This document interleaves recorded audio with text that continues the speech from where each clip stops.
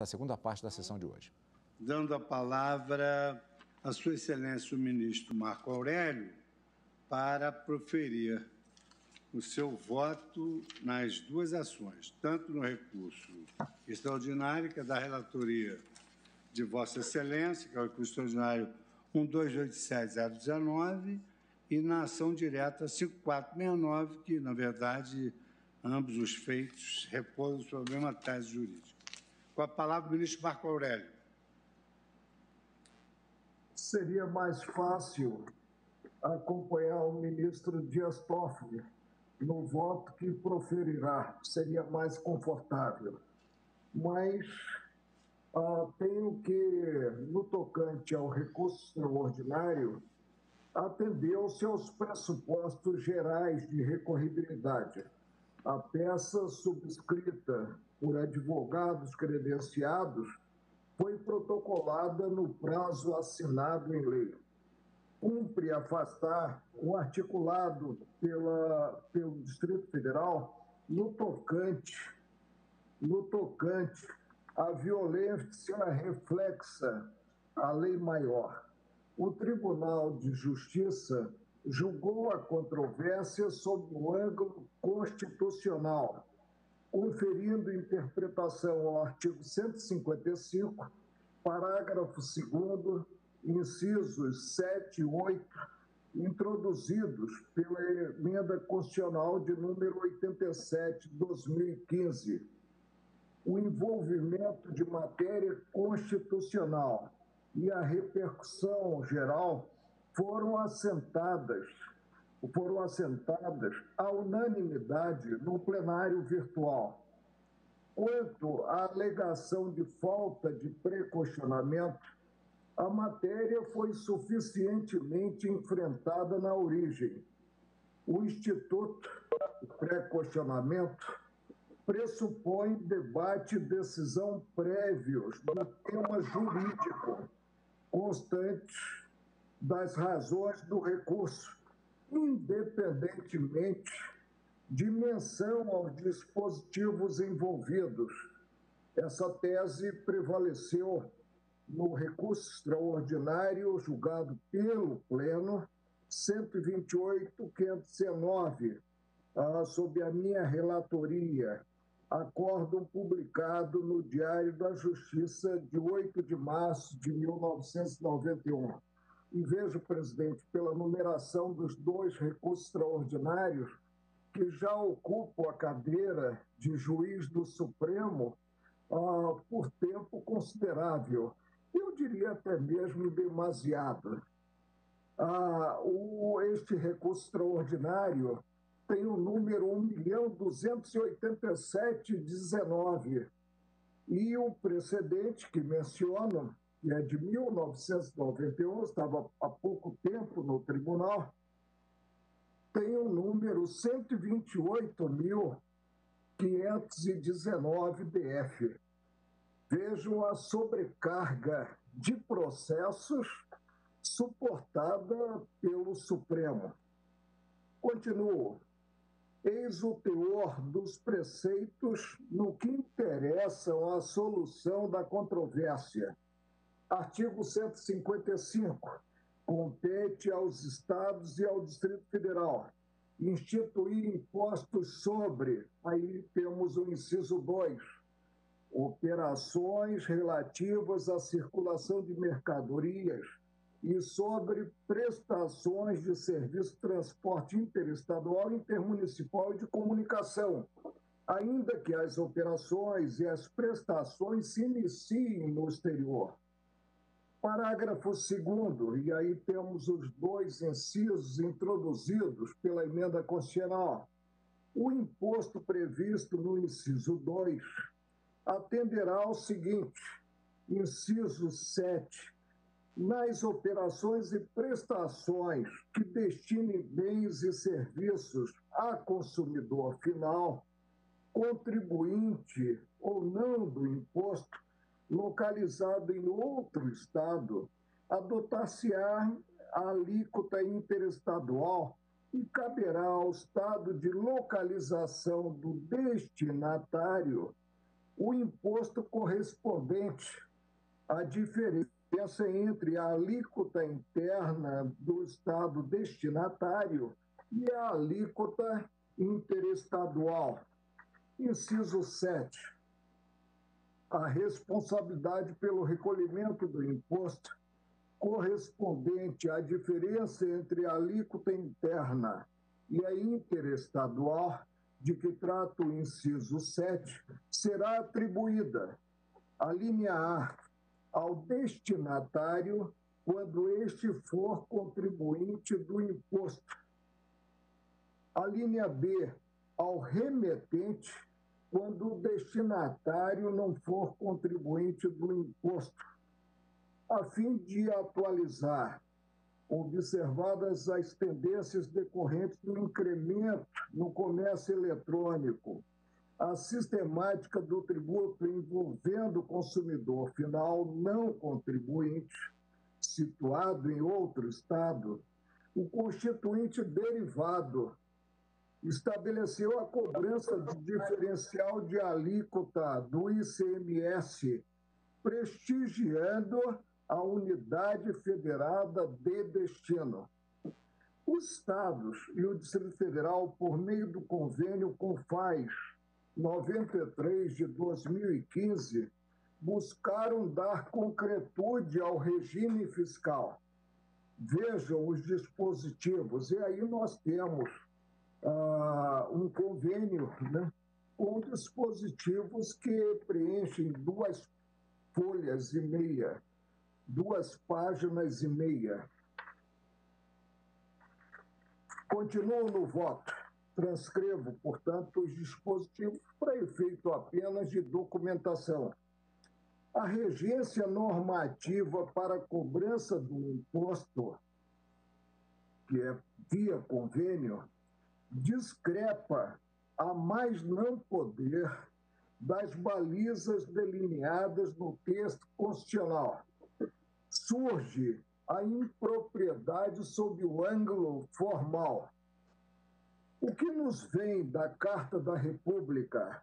A atribuição ao legislador complementar de dispor sobre conflito de competência em matéria tributária e editar normas gerais, definindo especialmente no que concerne a imposto, o fato gerador, a base de cálculo e o contribuinte.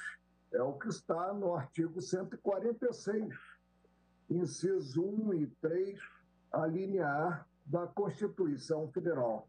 Indaga-se a sistemática introduzida pela emenda 87 de 2015 exauriu a regra matriz do tributo, prescindindo da exigência constitucional de veiculação da matéria via lei complementar. A resposta é desenganadamente negativa e está mesmo no fato de se ter celebrado o convênio, muito embora uma só voz. A nova disciplina, no que estabelecida a cobrança do diferencial de alíquota em favor da unidade federativa de destino, imputado ao remetente o recolhimento, encerra dados de ordem material, especial e pessoal, sinalizando imprescindível a espécie legislativa, lei no sentido formal e material. Especificamente, quanto ao ICMS, o Constituinte foi incisivo, reiterou a exigência de lei complementar versando elementos básicos do tributo, entre os quais contribuinte local da operação. Isso está no artigo 155, parágrafo 2º, inciso 12. A teor desse artigo, portanto, o fez considerado o envolvimento de ordens jurídicas parciais dos estados, presente a competência de cada qual dos estados a ensejar a fixação de parâmetros nacionais, objetivando evitar sobreposição de regimes, inclusive descompassos.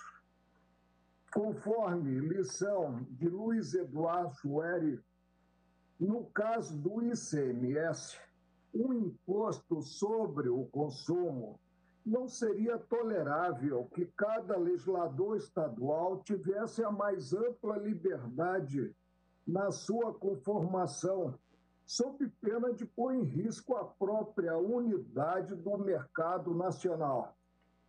A ótica, digo, é harmônica com a jurisprudência do Supremo. O Pleno, no julgamento dos extraordinários 439.796, Paraná, e 474.267, Rio Grande do Sul, relator o ministro Joaquim Barbosa, acordos veiculados nos diários eletrônicos de 17 e 20 de março de 2014, ao examinar a legitimidade da cobrança do ICMS em importação por pessoa natural ou jurídica não contribuinte habitual, tal como previsto na emenda constitucional 33 de 2001, condicionou-a à existência de lei complementar disciplinando o tema. Atentem para trecho da ementa formalizada. Existência e suficiência de legislação infraconstitucional para instituição do tributo, violação dos artigos 146.2 e 155.12, parágrafo 2º, a linha I da Constituição. A validade da constituição do crédito tributário depende da existência de lei complementar de normas gerais, Lei Complementar 114/2002, e de legislação local, resultante do exercício da competência tributária, contemporâneas à ocorrência do fato gerador que se pretenda tributar. O enfoque foi reafirmado na apreciação em sessão plenária virtual do recurso extraordinário número 1.221.330, redator do acordo, ministro Alexandre de Moraes, veiculado no Diário de Justiça Eletrônico de 17 de agosto de 2020. Na ocasião, ainda que reconhecida a validade da legislação local editada em momento anterior à Lei Complementar 114/2002, entendimento em relação ao qual guardo reservas, ou seja, a lei local antecedendo a indispensável lei complementar de caráter nacional, a eficácia apenas foi admitida após a vigência desta última, da lei complementar, assentada a essencialidade da pedra de toque a fixar as balizas mínimas para a tributação, ou seja, o que previsto em lei complementar de natureza, como apontei, nacional. A quadra indica terem os estados e o Distrito Federal se antecipado, quando não poderiam fazê-lo, incorrendo em duplo vício formal: usurpação da competência da União, a qual cabe editar norma geral nacional sobre o tema, e inadequação do instrumento, convênio. A impropriedade revela-se ante a impossibilidade de serem disciplinados, via convênio, elementos essenciais do imposto, no que reservados a esse tipo normativo âmbito específico, no caso, isenções, incentivos, benefícios fiscais, artigo 155, parágrafo 2º, inciso 12, a linha G da Constituição Federal. Na dicção de José Eduardo Soares de Mello, os convênios configuram composições administrativas sem o respaldo jurídico necessário para dispor sobre a estatura da norma tributária, aspecto material, quantitativo, temporal e espacial, aceitando-se a exclusiva ressalva constitucional para fim de desoneração do ICMS. É o 155, parágrafo 2º, inciso 12, a linha G, que aí prevê a necessidade do consenso presentes às unidades da federação. Com isso, do recurso extraordinário, e o voto é um voto que deve ser tomado como fino para os contribuintes e grosso para a Fazenda, e o provejo para, reformando o acordo atacado, assentar inválida a cobrança em operação interestadual envolvendo mercadoria destinada a consumidor final não contribuinte do diferencial de alíquota do ICMS na forma do convênio 92 de 2015, ausente lei complementar disciplinadora. E paro por aqui, presidente, porque já é muito difícil julgar o caso concreto.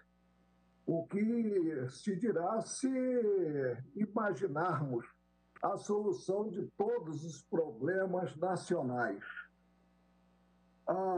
Já revelo a tese prevalecente esse voto, né, que poderá ser aprovado ou não pelos colegas de plenário. A cobrança do diferencial de alíquota alusivo, o diferencial ao ICMS, conforme introduzido pela Emenda Constitucional 87 de 2015, pressupõe edição de lei complementar veiculando normas gerais. É como voto, presidente, reafirmando que o figurino básico dos tributos está na lei maior do país, que é a Constituição Federal, que a todos indistintamente submete, inclusive ao próprio Supremo Guarda da Constituição. Ministro Marco Aurélio desproveu o recurso ordinário. Ministro Dias Toffoli, agora você. Quem recorre, presidente, um minuto. Quem recorre, né? E deve ser de lei, eu imagino que seja Madeira, Comércio Eletrônico S.A. Portanto, eu estou provendo. Está provendo o recurso. Então, o ministro Marco Aurélio está provendo o recurso de Madeira e Madeira, exatamente. Agora, passo para o ministro Dias Toffoli para o voto na ADI e depois passo de novo para o ministro Marco Aurélio, para Vossa Excelência e depois para o ministro Nunes Marques. Ministro Dias Toffoli, Vossa Excelência tem a palavra. Obrigado, senhor presidente. Agradeço a gentileza do ministro Marco Aurélio para comigo e também a facilidade agora que eu fico de resumir o resumo do meu voto. Não sem antes cumprimentar a excelência das manifestações orais dos advogados, Dr. Bruno Goldschmidt, Dr. Eduardo de Carvalho, do procurador Jorge Lavocá Galvão e dos queridos professores Tércio Sampaio Ferraz Júnior e professor Roque Antônio Carrasco. Senhor presidente, vou resumir até o meu voto, já resumido, que eu tenho para leitura, começando pelas preliminares da ação direta 5469. Afasto as preliminares suscitadas. Não vislumbro necessidade de redistribuição do presente feito, que havia sido formulado. para a ministra Carmen Lúcia, relatora da ação direta 5439, isso porque essa redistribuição teria por fim impedir julgamentos díspares. Ademais, no presente feito, se impugna dispositivo cuja inconstitucionalidade também é alegada na ação direta 5464 de minha relatoria, em que já concedi medida cautelar, ad referente do plenário, para suspender a eficácia da cláusula 9ª do convênio ICMS 93 de 2015, editado pelo CONFAS até o julgamento final da ação. Por outro lado, entendo que a Associação Brasileira de Comércio Eletrônico não possui composição heterogênea. A teor do artigo 6º de seu estatuto, seus filiados não integram categorias radicalmente distintas, pois só podem dela participar pessoas jurídicas ligadas ao varejo e que atuem por meio do comércio eletrônico. Aliás, foi muito por conta da expansão dessa categoria que surgiu tanto a emenda constitucional 87 como o convênio ora impugnado. Quanto ao mérito da ação direta e do RE, na ação 5469 se questiona a validade das cláusulas primeira, segunda, terceira, sexta e nona do convênio. No RE 1.287.019, estão em jogo o citado convênio e a Lei Distrital 5.546 de 2015.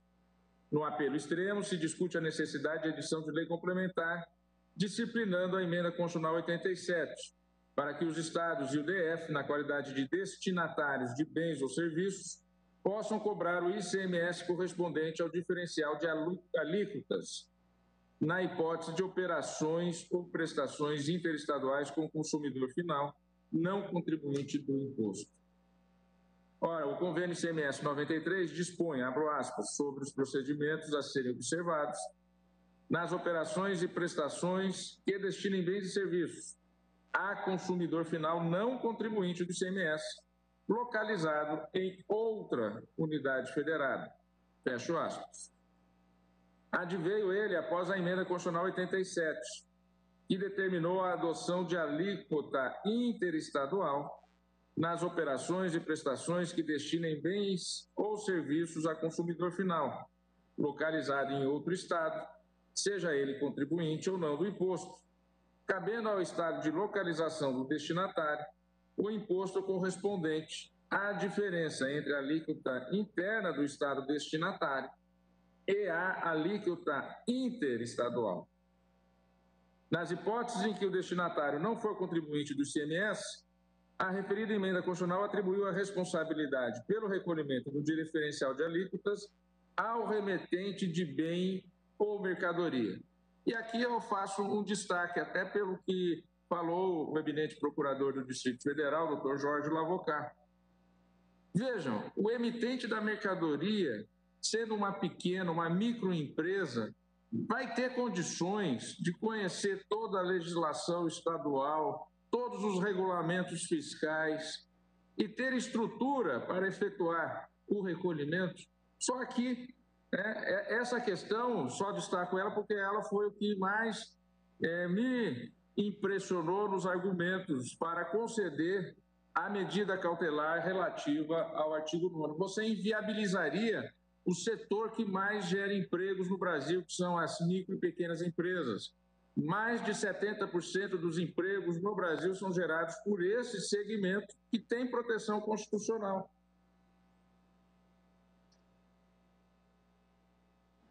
Tal emenda constitucional foi proposta para se reequilibrar as distorções no equilíbrio econômico entre as unidades federadas. Pois bem, provocadas essas pelo avanço do comércio interestadual, especialmente por essa via do comércio eletrônico.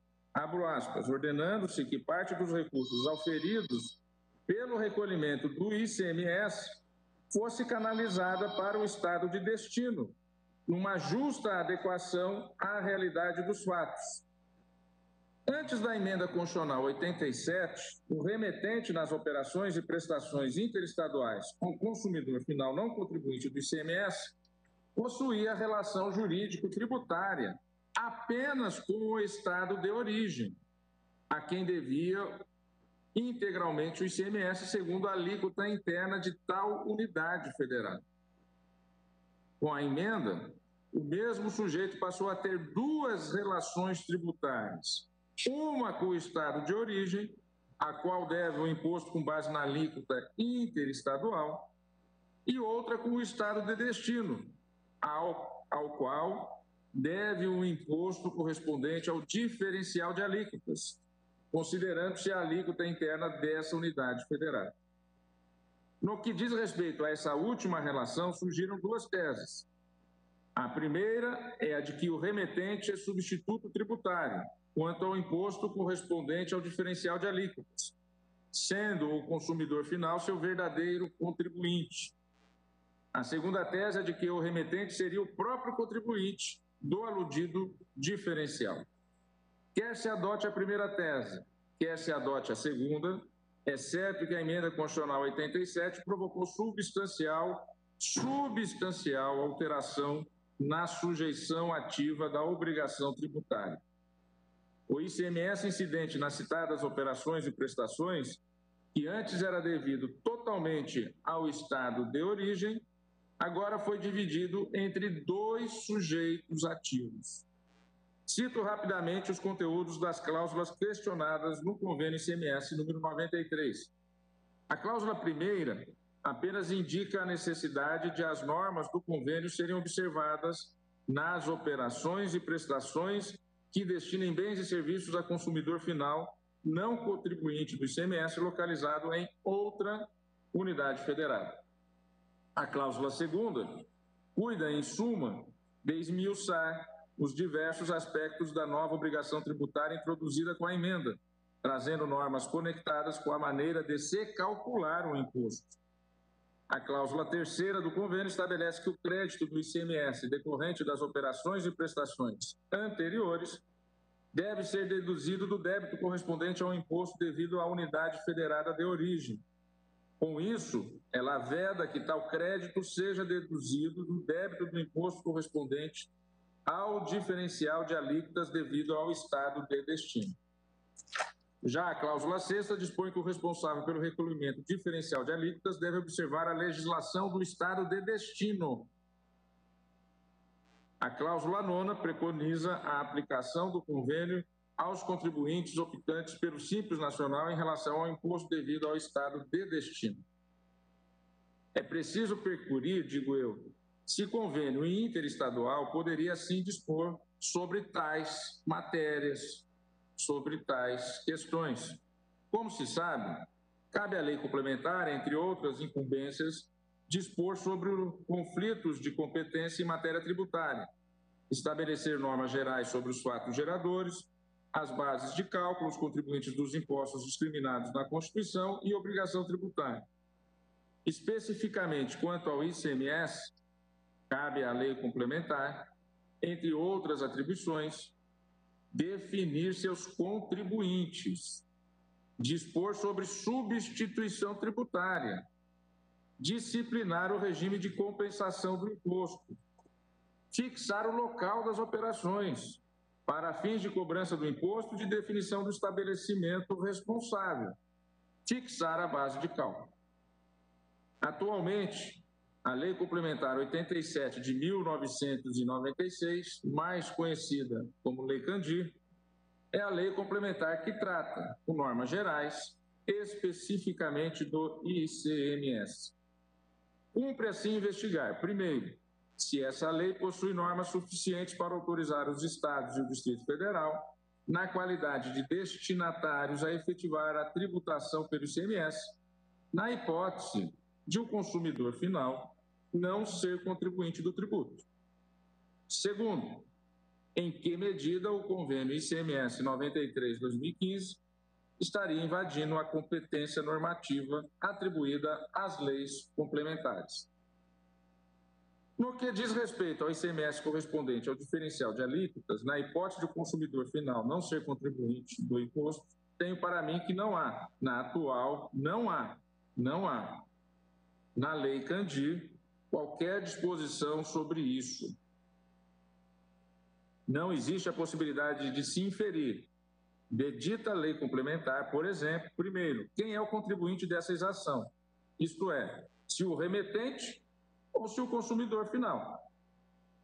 Segundo, não há nessa lei também se há ou não substituição tributária na hipótese. Terceiro, quem deve ser considerado o destinatário final? Se, por exemplo, o destinatário físico ou o destinatário jurídico dos bens. Quarto, quando se considera ocorrido o fato gerador da nova obrigação? Se, por exemplo, na saída da mercadoria do estabelecimento, na entrada dela no estado de destino ou ainda em sua entrada no estabelecimento ou no domicílio do consumidor final.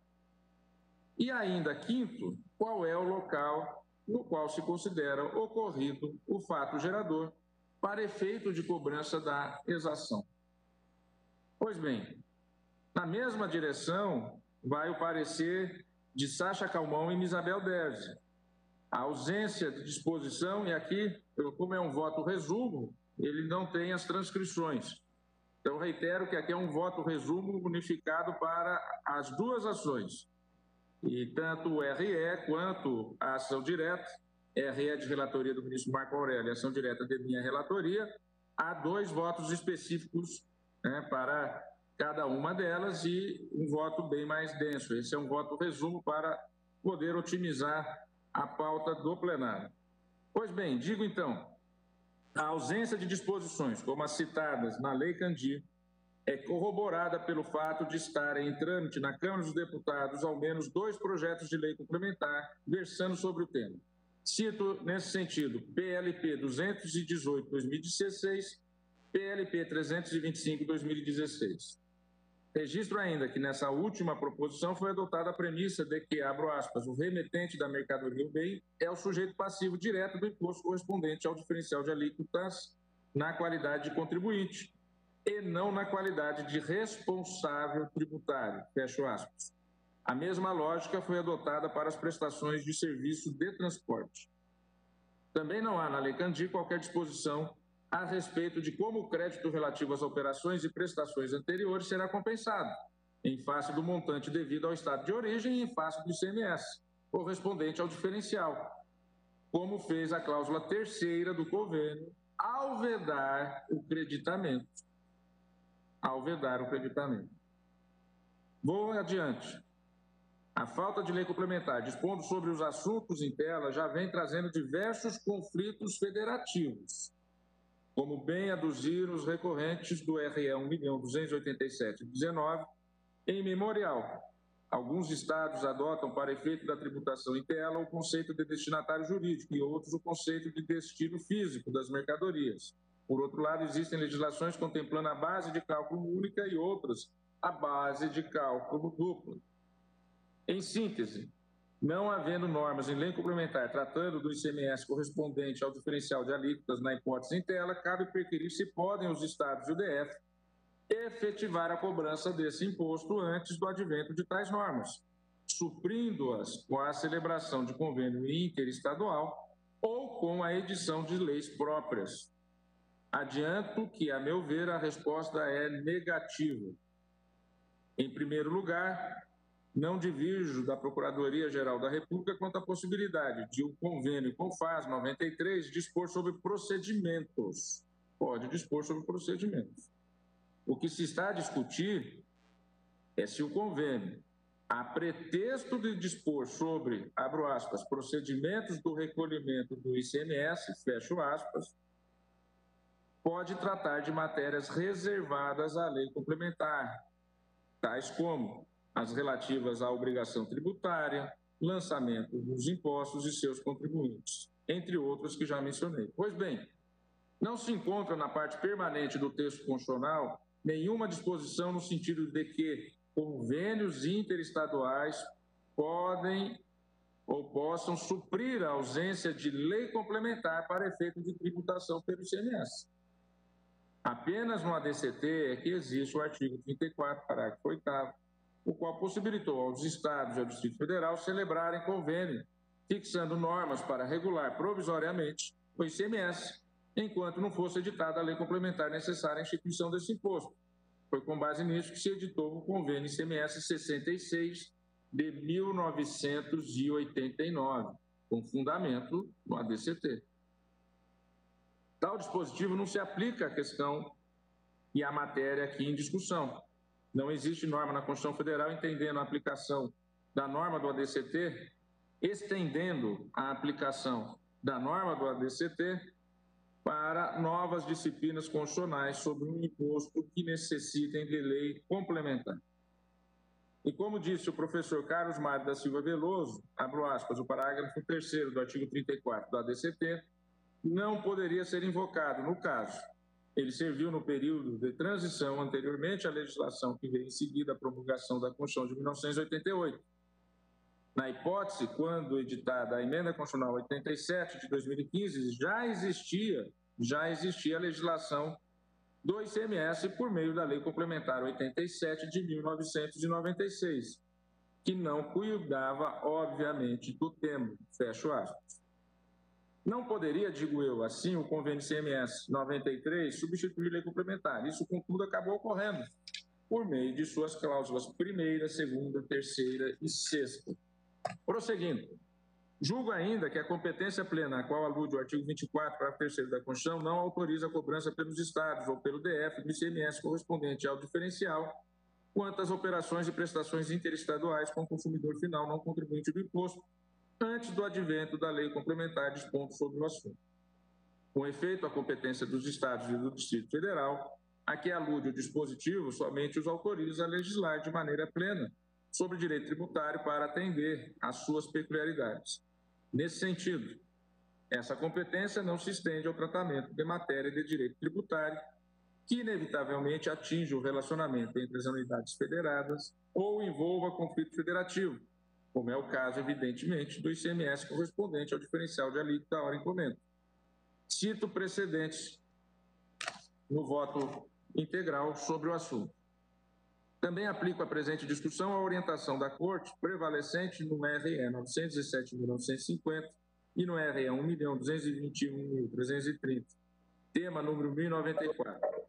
Nesses precedentes, vale lembrar, a Corte estabeleceu que as leis estaduais editadas após a emenda 33 de 2001 e antes da entrada em vigor da Lei Complementar 114 de 2002, com o propósito de impor o ICMS sobre operações de importação efetuadas por pessoa física ou jurídica que não se dedica habitualmente ao comércio ou à prestação de serviços, são válidas, mas produzem efeito somente a partir da vigência da Lei Complementar 114 de 2002.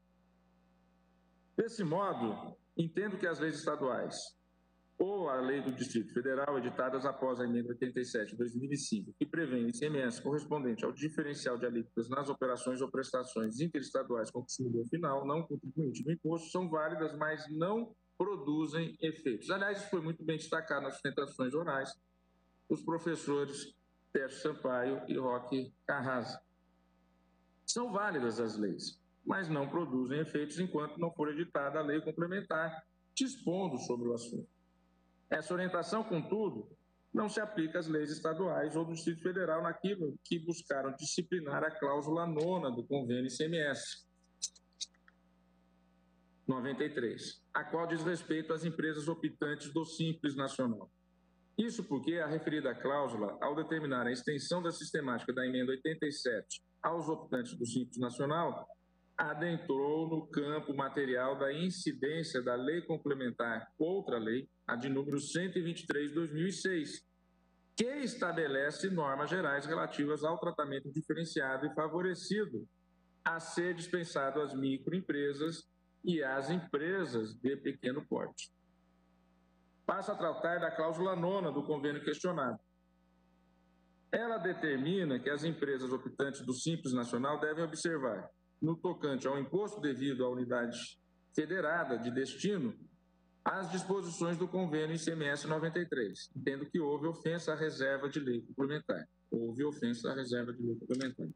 Com efeito, a Lei Complementar 123, editada com base, entre outros, no artigo 146.3, a linha D e parágrafo único da Constituição Federal, estabelece a regra de que o ICMS está abrangido pelo regime especial unificado de arrecadação de tributos e contribuições, exceto nas hipóteses expressamente consignadas.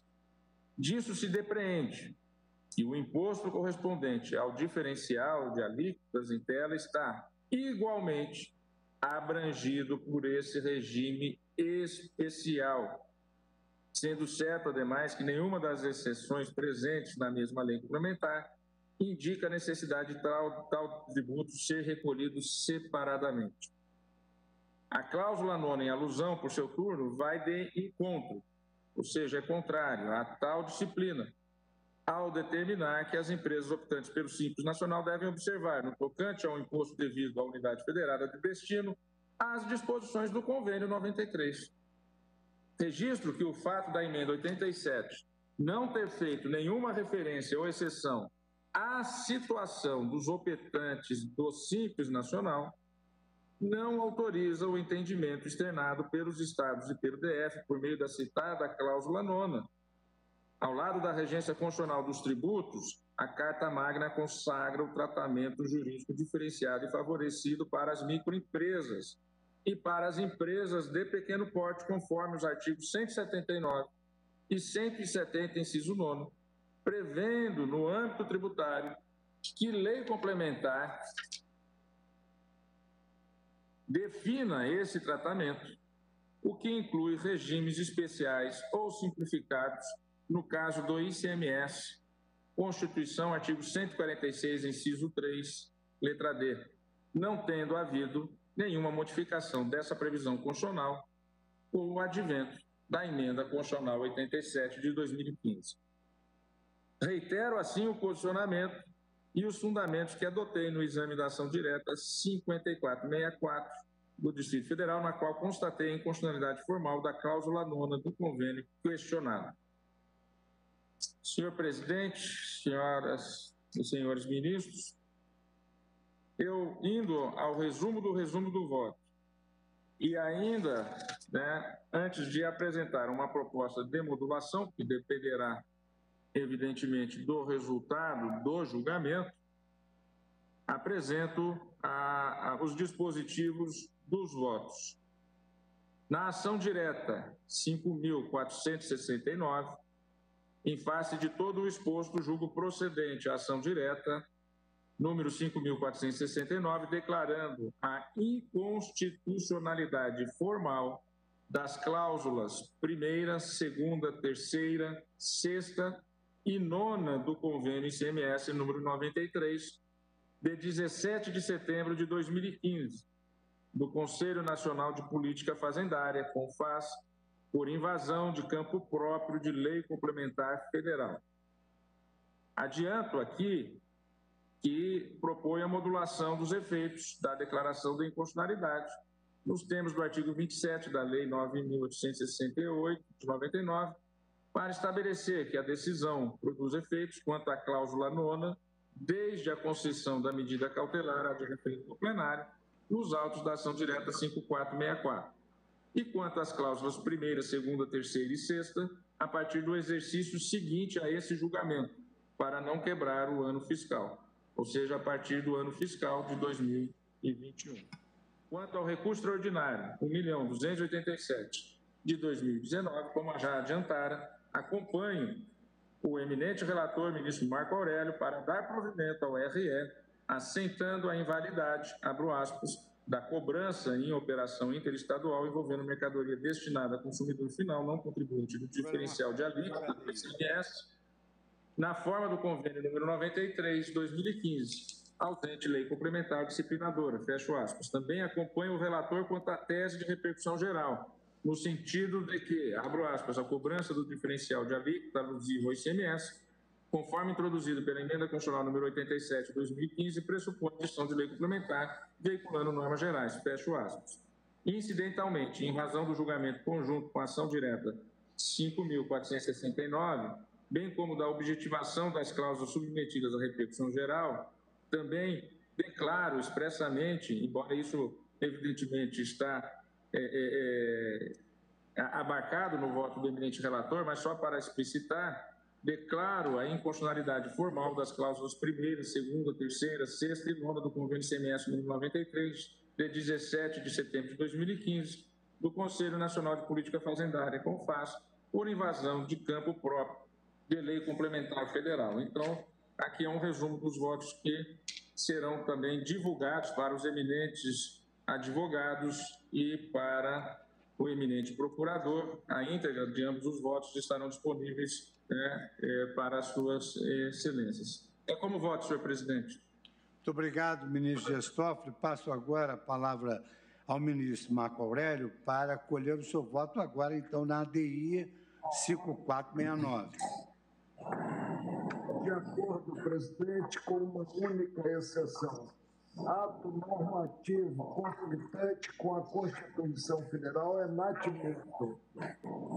Penso que toda vez que se modula, se estimula o lançamento de cenário jurídico de atos normativos conflitantes com a lei maior, surgindo, ante a passagem do tempo, a denominada, como costumo rotular, inconstitucionalidade útil. Então, não mudou. Bom, então temos agora o ministro Dias Toffoli, o ministro Marco Aurélio. O ministro Marco Aurélio dá provimento ao recurso e declara inconstitucional e acolhe a ADI 5469. O ministro Toffoli, o seu turno, julga procedente a ADI e provê o recurso ordinário. Eu colho agora o voto, quase que por uma questão de rotina, eu já colho o voto do ministro Alexandre. Mas, na verdade, agora colho... Hein? Declina. Eu colho o voto de Sua Excelência, o ministro Cássio Nunes Marques. Eu vou me acostumar com... Presidente, pelas razões já declinadas anteriormente, eu peço vista de ambos os processos relacionados nos itens 3 e 4, ao passo que deposito o mesmo compromisso de encaminhá-los com a maior brevidade possível, Vossa Excelência, para o prosseguimento do julgamento. Pois não. Então, o ministro Nunes Marques pediu vista de ambos os feitos e eu pergunto a todos se vamos, como de hábito, aguardar o voto de Sua Excelência. Então, todos aguardam. Após o voto dos ministros, proclama o resultado. Após o voto dos ministros Marco Aurélio e Dias Toffoli, que davam provimento ao recurso extraordinário 1287019, e julgavam procedente a ADI 5469, pediu vista o ministro Nunes Marques. Aguardam os demais.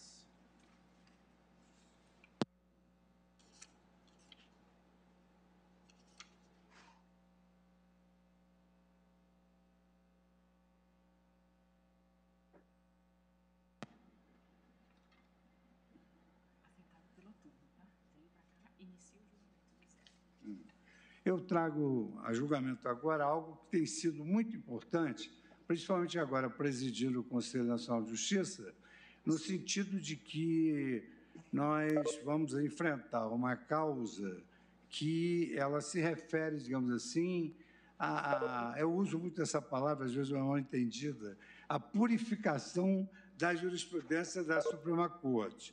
Então, na verdade, é uma PET onde se vai discutir qual é a competência do Supremo em relação aos atos do Conselho Nacional de Justiça.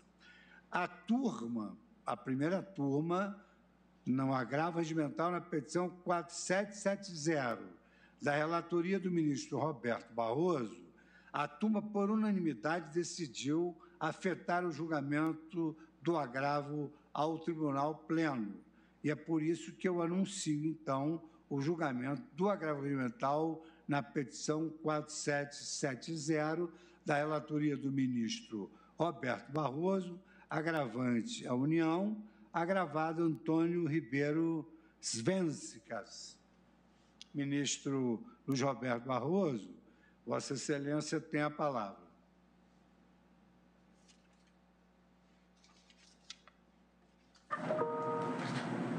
Muito obrigado, presidente.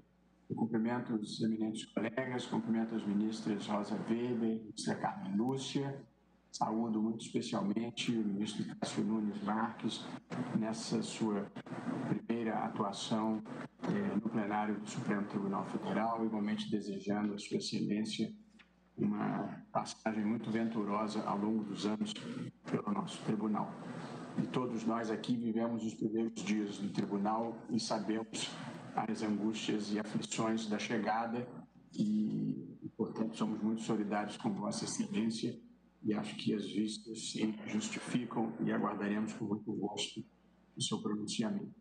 Presidente, essa é uma questão em que nós tivemos idas e vindas no Supremo relativamente à competência do tribunal para julgar ações propostas contra o Conselho Nacional de Justiça. Portanto, o que se discute aqui é saber se o Supremo Tribunal Federal possui competência para processar e julgar ação ordinária ajuizada com o propósito de ver desconstituída decisão proferida pelo Conselho Nacional de Justiça, por meio da qual foi declarada a vacância de uma serventia judicial naqueles casos em que providas sem o concurso público.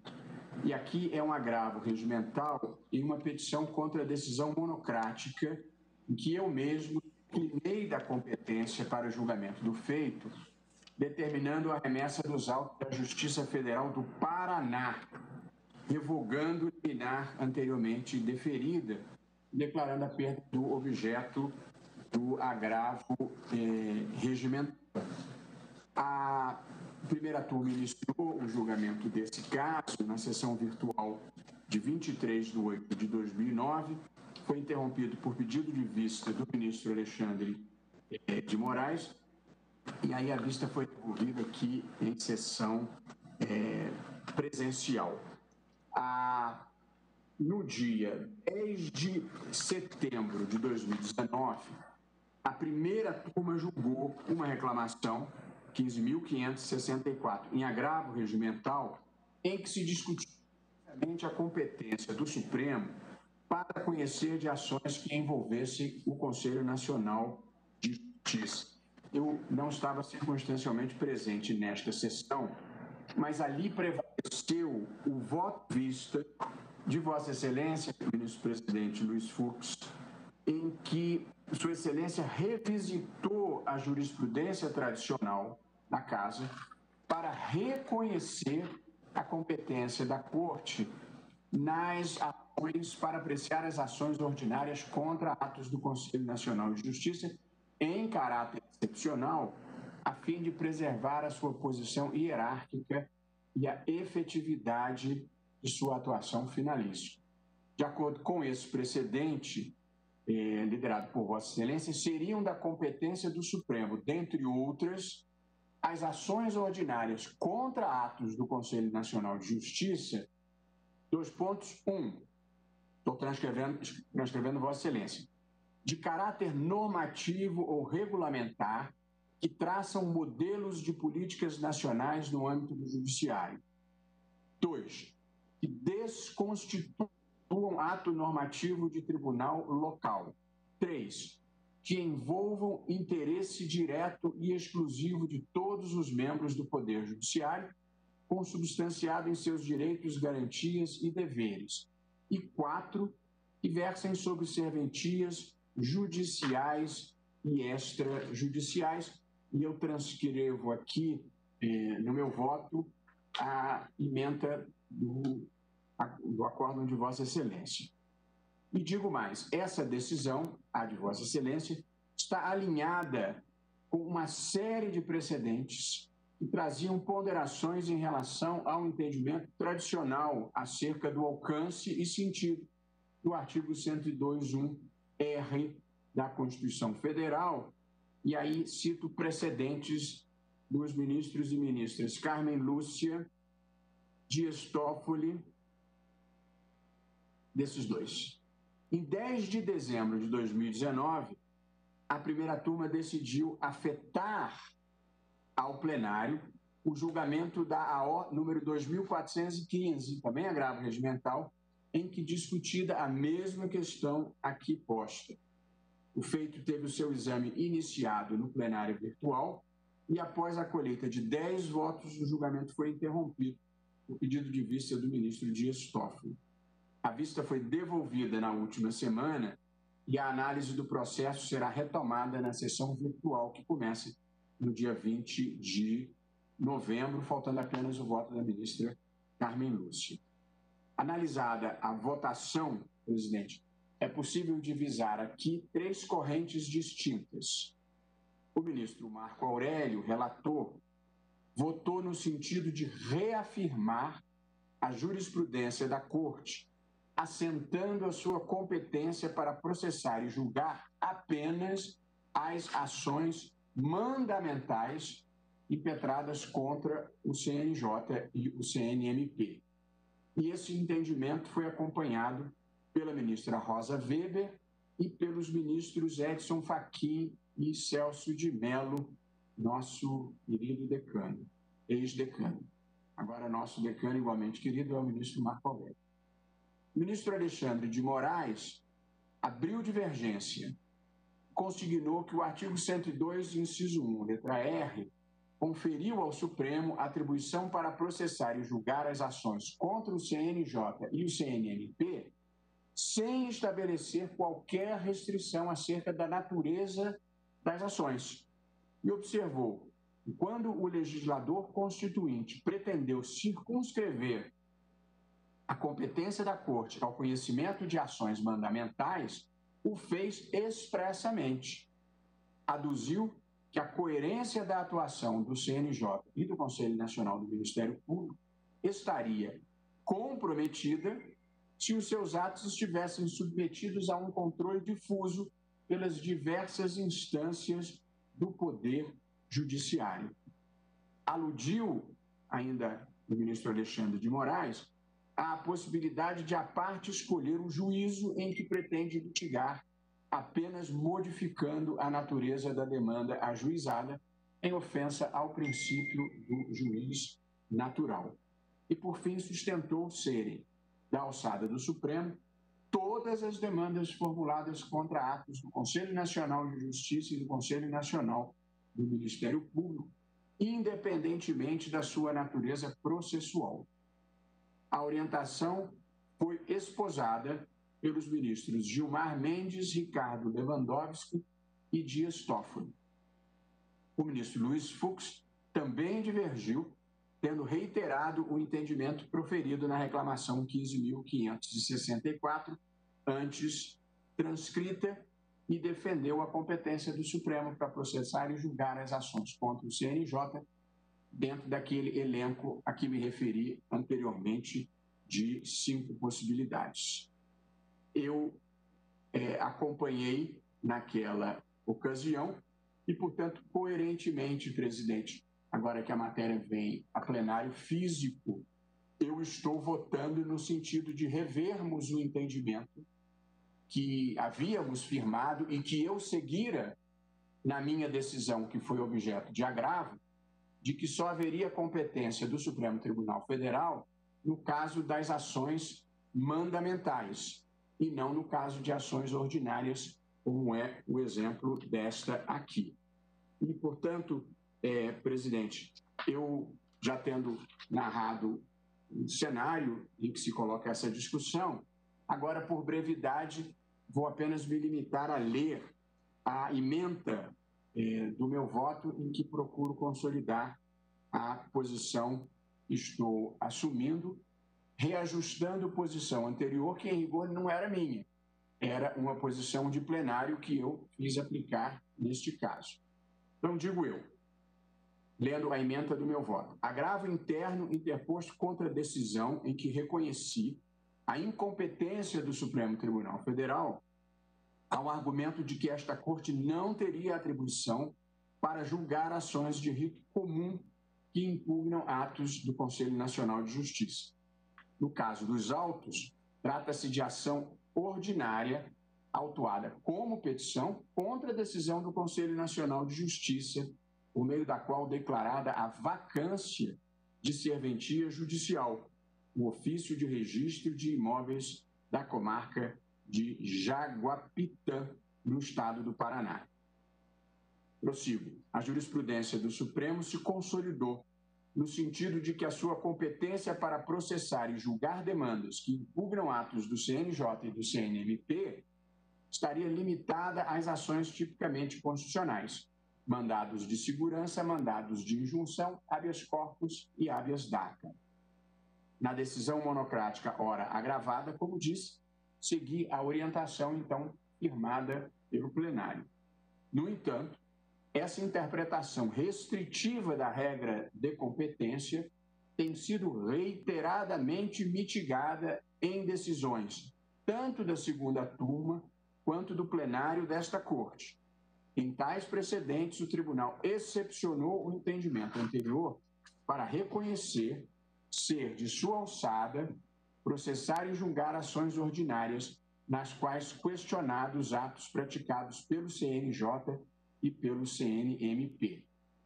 Em momento recente, também a primeira turma modificou a sua posição na matéria ao examinar a já citada reclamação de relatoria do ministro Luiz Fux.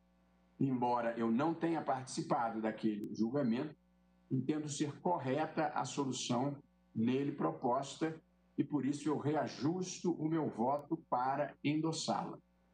O artigo 102, inciso 1, letra R, estabelece a competência do Supremo Tribunal Federal para julgar originariamente, aspas, as ações contra o Conselho Nacional de Justiça e contra o Conselho Nacional do Ministério Público, fecha aspas. A Constituição não discriminou as espécies de ação que seriam da alçada desta Corte, do que se extrai que procurou fixar uma atribuição mais ampla para a análise de tais demandas. Essa leitura é corroborada pelo fato de que, quando pretendeu restringir a competência do tribunal apenas às ações mandamentais, o Constituinte o fez de forma expressa.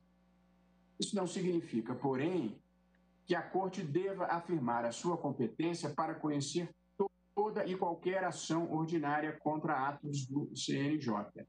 A regra de competência em questão deve ser interpretada de acordo com os fins que justificaram a sua edição. A outorga de atribuição ao Supremo para processar e julgar ações contra o Conselho é um mecanismo institucional delineado pelo legislador constituinte para proteger e mesmo viabilizar a atuação desses órgãos de controle. A percepção é a de que a realização de sua missão constitucional restaria impossibilitada ou seriamente comprometida se os atos por ele praticados estivessem sujeitos ao crivo de juízos de primeira instância. Em primeiro lugar, porque a atuação do CNJ não raramente recai sobre questões locais delicadas e que mobilizam diversos interesses, sendo o distanciamento das instâncias de controle jurisdicional um elemento essencial para o desempenho apropriado das suas funções. Em segundo lugar, porque o órgão de controle também atua em questões de abrangência nacional, que demandam um tratamento uniforme e uma ação coordenada, e por essa razão não poderiam ser adequadamente enfrentadas por juízos difusos. Em terceiro lugar, porque a submissão de atos do Conselho Nacional de Justiça à análise de órgãos jurisdicionais diferentes da Suprema Corte representaria a subordinação da atividade da instância fiscalizadora aos órgãos e agentes públicos por ela fiscalizados, em subversão do sistema de controle proposto na Constituição Federal. Eu estou encerrando, presidente, peço desculpas por estar lendo, mas, na verdade, eu me preparei mesmo para votar a questão anterior, a complexa questão tributária anterior. Se eu pudesse ter acompanhado que haveria um pedido de vista, teria me preparado para ser mais breve. Não tive tempo para ser breve. Mesmo assim, eu estou acelerando e, então, para a minha conclusão, presidente. Assim sendo, conforme bem pontuou o ministro Luiz Fux, da reclamação 15.564, a competência desta Corte para o exame de ações ordinárias se justifica sempre que questionados atos do CNJ, sempre de cunho finalístico, concernentes aos objetivos precípios de sua criação, a fim de que a posição e proteção institucional conferidas ao Conselho não sejam indevidamente desfiguradas, fecho aspas. A título meramente exemplificativo, Sua Excelência destacou que seriam da alçada deste Supremo Tribunal Federal ações de rito comum em que impugnados atos do CNJ, de caráter normativo ou regulamentar, que traçam modelos de políticas nacionais no âmbito do Judiciário. 2, que desconstituam ato normativo do tribunal local. 3, que envolvam interesse direto e exclusivo de todos os membros do Poder Judiciário, consubstanciado em seus direitos, garantias e deveres. 4, que versam sobre serventias judiciais e extrajudiciais, notadamente em matéria de obrigatoriedade de realização de concurso público, regime jurídico e conformação dessas serventias com os preceitos constitucionais esculpidos no artigo 37 da Constituição Federal. Na espécie, o autor propôs ação ordinária contra a decisão do Conselho Nacional de Justiça e declarou a vacância da serventia por ele titularizada, por ter considerado irregular o ato de investidura realizada sem a prévia aprovação em concurso público. O ato impugnado foi inequivocamente praticado pelo Conselho Nacional de Justiça no exercício de sua atividade fim, uma vez que consubstancia o controle de juridicidade de ato de provimento de serventia judicial. Daí porque, presidente, eu estou estabelecendo a competência do Supremo Tribunal Federal para processar e julgar. Portanto, eu estou reajustando a minha decisão monocrática, inicialmente proferida, e dando provimento ao agravo interno que declarou a incompetência dessa Corte para determinar o regular processamento da ação. Portanto, eu fiz esse breve relato para contextualizar, porque, em verdade, nós estamos mudando em plenário uma jurisprudência que vínhamos praticando com muitas decisões monocráticas, registrando uma tendência à sua modificação, e agora eu a estou consolidando nesse momento ao trazer esse feito que foi afetado ao plenário físico. Portanto, estou dando provimento ao agravo interno e reconhecendo a competência do Supremo Tribunal Federal para o julgamento deste caso, que envolveu uma decisão do Conselho Nacional de Justiça declarando vaga uma serventia do Estado do Paraná que havia sido provida sem o concurso público exigido constitucionalmente. É como voto, presidente. Muito obrigado, ministro Roberto Barroso, pela síntese do voto. Vocês nem deu 11 minutos, você não demorou, assim como imaginou. Eu perguntaria aos eminentes ministros, ministro Gilmar, quer usar a palavra? Sim, por favor. Só para lembrar que nós temos na pauta de amanhã um pedido da do CNMP, né? Do CNMP também. Sobre o Poder Judiciário, sobre o CNJ. E uma reclamação da relatoria da ministra Rosa Weber. Talvez, então, pudéssemos ter aí o julgamento conjunto e caminharmos. Eu vou acolher a sugestão de Vossa Excelência pelo adiantado da hora e julgaremos amanhã conjuntamente esses dois feitos. Um que se dirige à competência do Supremo sobre atos do CNJ e o outro que, na essência, se dirige à competência do Supremo Tribunal Federal em relação aos atos do CNMP. Então, eu declaro encerrada a sessão e amanhã começamos por esses dois feitos. Desejo uma boa tarde. Pois não. E, claro, prosseguiremos no agravo regimental na petição da relatoria do ministro Barroso. Claro, porque esse se dirige exatamente à competência do CNJ. Então, eu declaro encerrada a sessão, agradeço a presença dos colegas, desejo uma recuperação rápida ao ministro Alexandre, que é jovem, tem uma boa saúde, vai vencer esse vírus de forma fantástica. E agradeço a presença dos servidores, das demais autoridades aqui presentes e declaro encerrada a sessão.